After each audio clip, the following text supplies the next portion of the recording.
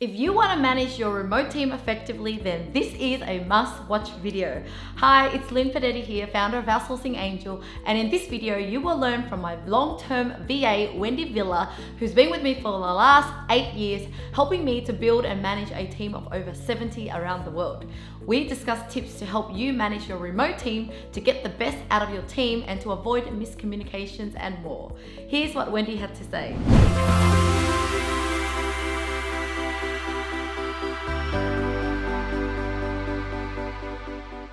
Hi everybody, welcome. This is Wendy Villar here again, and it's Linh here. We're here to discuss about how to effectively lead a remote team, because surprisingly at OA, we have almost about 70 people in total, admin team as well as the VAs, and it's just a big team, and yet we're able to run so efficiently. And we've got the best culture that everyone loves, and the longer they stay, the more they want to be around, and the more we love each other is what we always say at our company. I would love for Wendy to teach us some of the tips that we do at OA to keep the remote team working effectively. So welcome, Wendy. Hi, hello again. So Wendy, when people might be watching this because they are either moving from physical workspace to going to remote, or they might even have hired a virtual assistant and they really just need to get their team on track. They've already onboarded. They need to make sure that the team now runs efficiently, as good as they are on the first week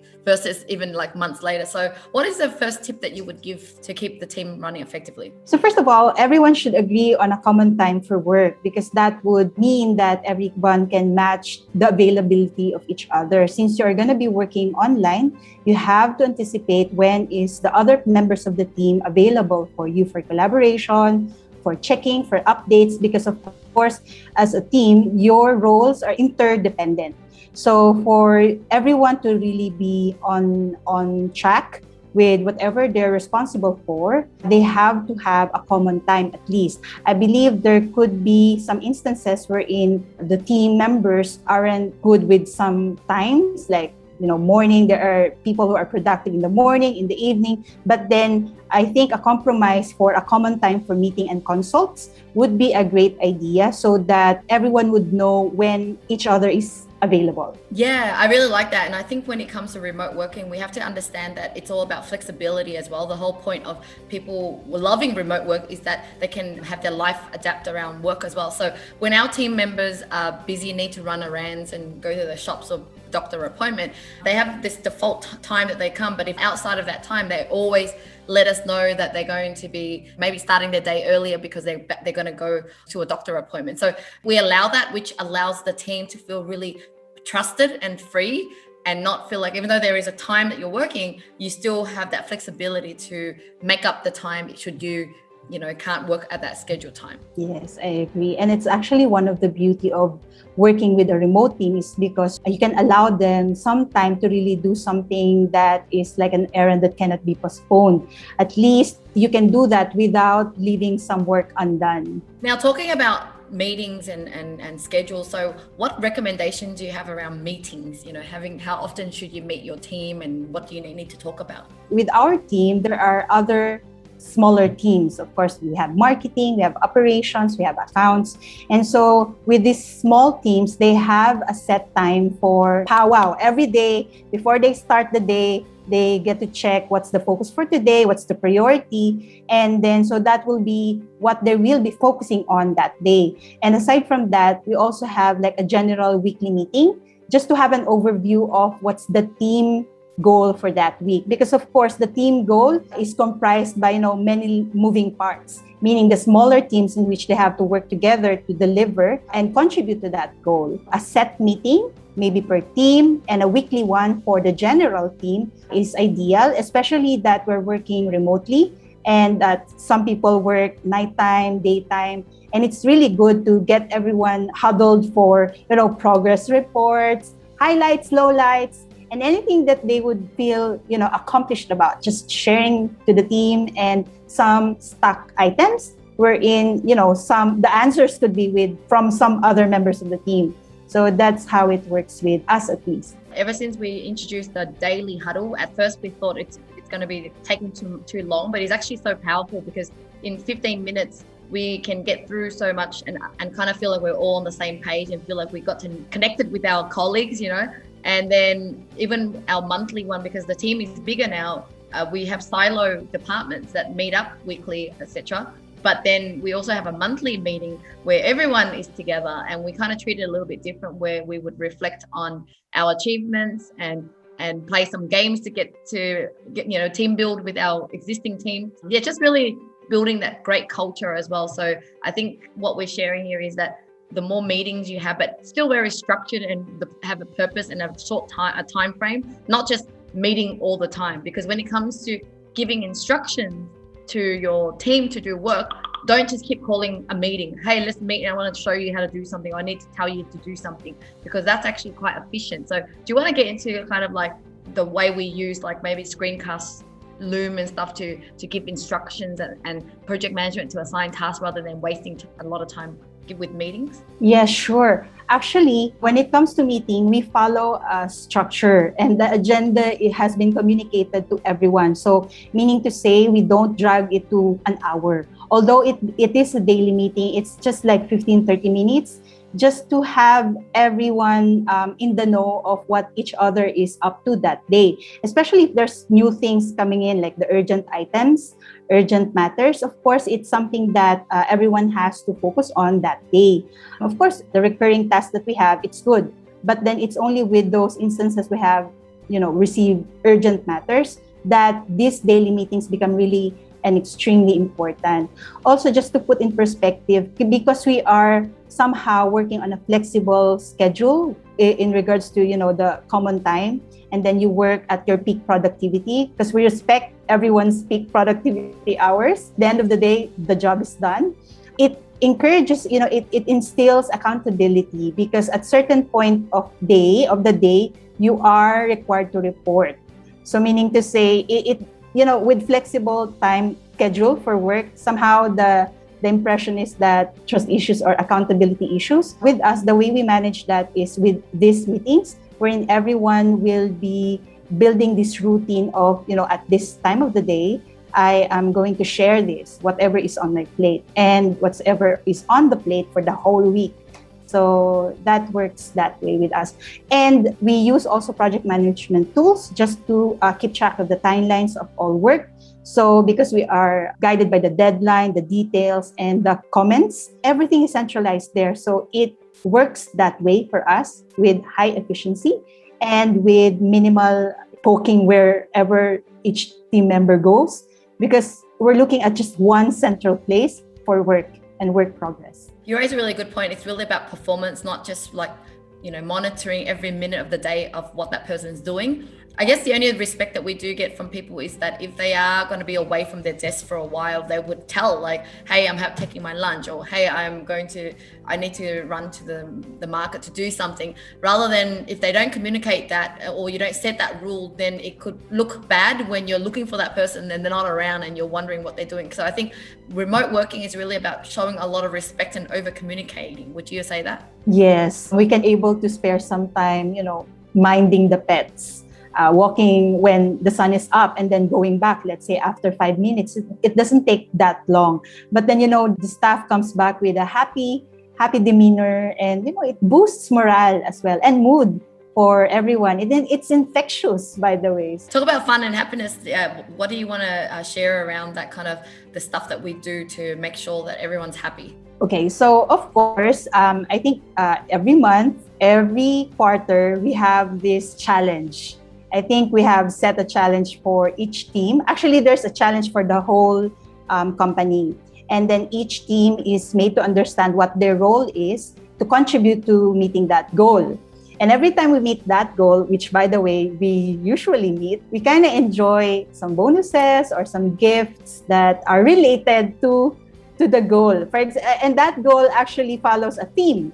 So for example, with the first quarter, it was that 70s show. So during our quarterly meeting, we had some costumes on, and we're very happy, even surprised to have met the goal, because it was so much fun working with the team collectively, contributing to that goal that we didn't even expect. And so it's like goal setting in a way that it's not virtually achievable, but when you achieve that, when you meet that, then it makes a whole lot of difference. So you don't set a goal for something that you can easily achieve. It should be something that should mean a little bit of push from everyone. So it was really fun. Yeah, it was really fun. I remember that. So basically, we had a goal that we wanted to have 70 discovery call within that quarter.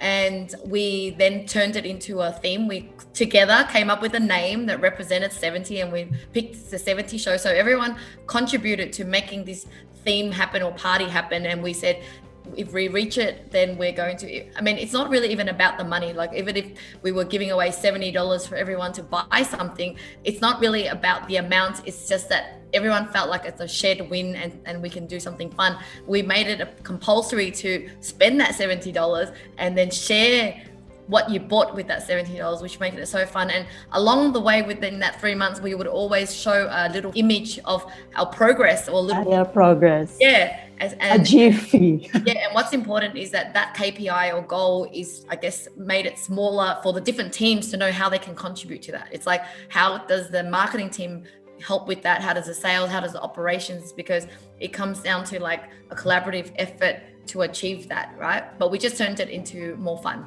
Exactly.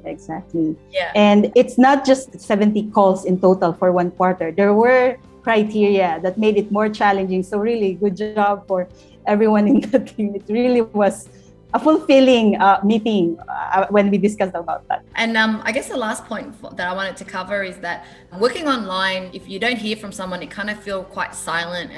And if you're too busy and someone messages you and giving your work, but you're too busy to even say thank you and recognize, that could actually really sabotage and damage the relationship. So what do you have to say around kind of like keeping the team spirit up with recognition, appraisals, and performance bonuses and things like that? The way we do it here is not, that we're patronizing them. Of course, it's a given. It's a professional duty to deliver the job, to get the job done. But then when we ask our team members during these meetings, like, how does it feel to be you at any point? And that means asking them what their personal highlights for the week, professional highlights for the week. I mean, it's a simple question, but it allows each and everyone from the team to really share something that means to them. So it's a mix of what makes them tick and what productivity they're even delivering or contribution they're delivering to the team.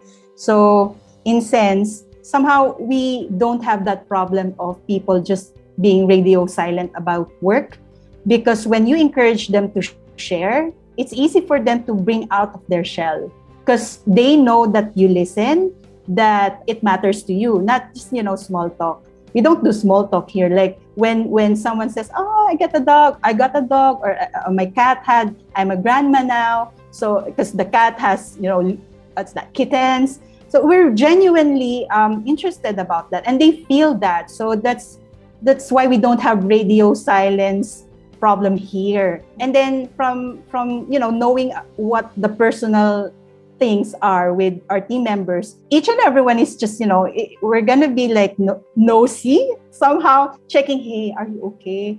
I think I've read more into what you said here, so there's no emoji. So it's like clarifying it with that person head on, if it's even the cause of distress or whatever reason, it's work or personal life, and it's addressed and they share. And you raised a really good point around that, because it's our general culture of just really caring that everyone loves to share and help one another. And I guess what I was trying to say is, like, if the work just gets done and you don't take time out to recognize that person, could actually feel like you don't treasure their work. Well, we have come to that level of, work relationship wherein thank you doesn't cut it. Like, thank you, you saved me. There's some details like, thank you because I didn't need to chase this client for this and that. You really covered it on your area. So really, time saver. What a lifesaver you are. And then we have even shout outs for that during our meetings as well, like peer appreciation of some sort. Yep. So basically, recognize and always give reasons why you recognize them. And I think a lot of these tips are also applicable to if you're working offline, not just online. But I think online, just be mindful that you are virtual. So just because you're thinking in your head, no one can see you. You have to really type it out and message and use emojis to express, or to read between the lines, because you you don't have a physical closeness to that person. So anything else you want to share around effective remote team? With all of those things discussed, the fun things, of course, at the end of the day, it's all about work. So when you are leading a remote team, you have to set the KPIs. What would define if they are productive or not? So it's going to be like the benchmark of what is acceptable for their role.